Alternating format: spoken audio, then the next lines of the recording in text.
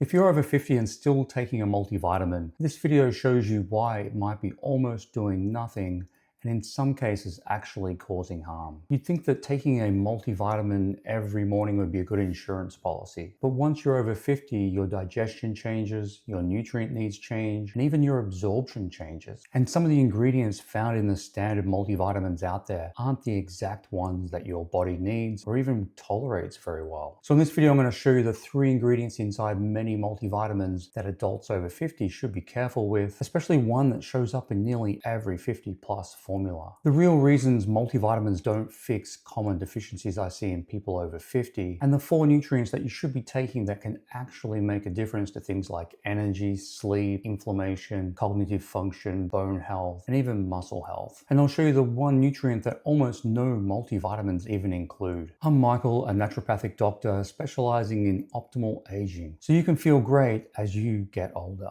So let's start with the nutrients inside multivitamins that can become a problem after 50 and why your body handles them differently than they used to. The first one is iron. Your body has no natural way of getting rid of excess iron. And after 50, iron tends to accumulate, like you start rusting on the inside. It can drive inflammation, oxidative stress, liver strain, and it can even affect things like your zinc levels. For men and postmenopausal women, supplemental iron is almost never needed unless testing shows you're deficient. If you truly need iron, food sources like red meat, liver are almost always better sources and better absorbed. Or if a blood test shows low ferritin, then supplementing with a well-absorbed iron like iron bisglycinate is a better option. And this won't cause GI upsets like most iron supplements out there. The second nutrient is calcium. A lot of 50 plus formulas still include calcium carbonate, a form that's just not very well absorbed by the body, especially if you have low stomach acid, which is very common after 50. Worse, excess supplementation of calcium can contribute to arterial stiffness, kidney stones, leading to cardiovascular disease, which you don't want. If you need calcium, you're far better off getting it from food or optimizing your vitamin D and vitamin K2 levels, and improving digestion rather than swallowing a low quality calcium in a multivitamin. And if you do need calcium, there's other forms out there like calcium citrate that you can get in a specific supplement. The third one is synthetic vitamin A. Most multivitamins still use a synthetic form called retinol palmitate. In higher amounts, or if people with slow liver clearance, it can create headaches, liver strain, increased pressure inside the skull. So natural forms of vitamin A include food sources from cod liver oil, eggs, good quality dairy, and they're all better utilized by the body. Or if you do need a quality vitamin A supplement, you can get better forms out there. Let me show you something, because this is where it really clicks for most people. This is the label from one of the top selling over 50 multivitamins on Amazon. Millions of people take this every day thinking they're covering all of their nutrient bases. But look at the forms of nutrients inside it. The calcium is calcium carbonate, basically chalk, and one of the least absorbed forms, especially if you have low stomach acid, which is common after 50. The magnesium is magnesium oxide.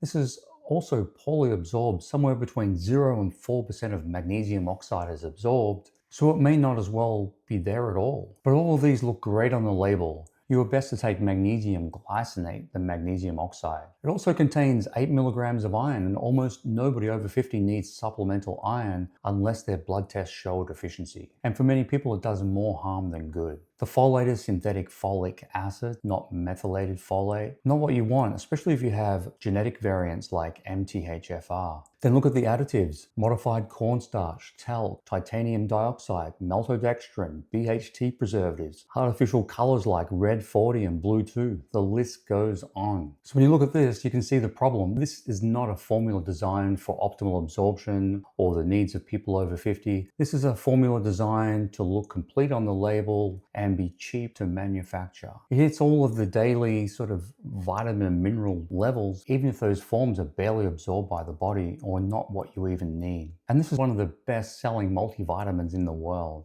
And when you see labels like this, I'd love to know your reaction. Does this surprise you? Or do you already know that multivitamins are not that great? At least most of the ones out there. Let me know in the comments. So if multivitamins often include ingredients you don't need or shouldn't be taking, what about the nutrients you do need after 50? And here's the issue. Even the good ingredients in multivitamins usually don't fix the deficiencies that really matter. And there are 2 big reasons for this. The first is absorption. As we age, stomach acid tends to decline. That means nutrients like vitamin B12, magnesium, calcium, iron, zinc aren't as absorbed as well as they used to be. And many people over 50 also produce fewer digestive enzymes, less bile, and especially if they've had their gallbladder removed or they're on proton pump inhibitors or have long-term stress, they may not be absorbing these nutrients optimally. So even if the nutrients are technically in the multivitamin, they often never make it to the bloodstream. And the second problem is these multivitamins often contain the cheapest, lowest absorbing forms. Magnesium oxide, which is, as I said, it's only absorbed 0 to 4%. Calcium carbonate, basically chalk. Folic acid instead of the methylated forms. And tiny doses of vitamin D and K2 that aren't therapeutically optimal. And the best way to know what nutrients you need is to do an advanced nutrient test like the Vibrant Wellness Micronutrient Panel. This will measure all of your B vitamins, all of your fat-soluble nutrients, other minerals and amino acids, so you can be really specific in what you need. So let me show you the 4 nutrients that actually move the needle for most people over 50. The ones I consistently see low on labs, even in people who eat well and are doing the right thing. The first is magnesium. Ideally, you want to be taking magnesium glycinate, citrate, or magnesium threonate. And this is the #1 deficiency I see, and you really can't take too much magnesium. It helps to support sleep, muscle recovery, blood pressure, heart health, and also helps the body absorb and utilize vitamin D. It also helps prevent calcium depositing in the wrong places. And most multivitamins contain magnesium oxide, which is barely absorbed. The second is omega-3 fatty acids, which are EPA and DHA. Most multivitamins don't contain any of these, or if they do, it's tiny amounts. And EPA and DHA support heart health, brain function, inflammation, joint health, and overall longevity. You want to get 1 to 2 grams of EPA and DHA combined at least. The third is vitamin D, but only if testing shows you're low. Vitamin D becomes extremely common as we age because the skin doesn't convert sunlight effectively into vitamin D. And this helps to support immune health, bone health, mood, metabolic function,